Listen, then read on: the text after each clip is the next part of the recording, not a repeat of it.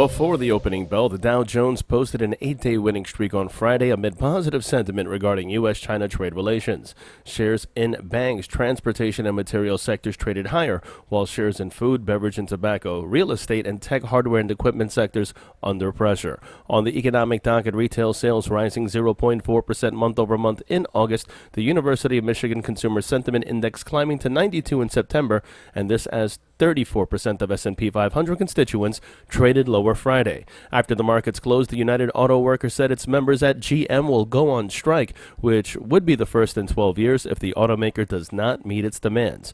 Turning overseas, Asian markets mixed today, the Nikkei rising 1.05%, the Hang Seng down 0.83%, China's CSI 300 down 0.37%, and South Korea's Kospi up 0.64%. European markets posting a consolidation move, and U.S. futures call for a negative start. Now, there's no major earnings expected today, but on the economic docket, 8:30 in the morning, we have the September New York Empire State Manufacturing Index. Meanwhile, in the markets, the SP 500 sees its key resistance at 3,006, and that's in focus. As long as the resistance at 3,006 is not surpassed, the risk of a break below 29.8350 remains high. Short positions below 3,006 are favored, with targets at 29.8350 and 29.7350 in extension. The Nasdaq, meanwhile, sees its key resistance at 78.80, and the Dow Jones sees its key resistance 27,160.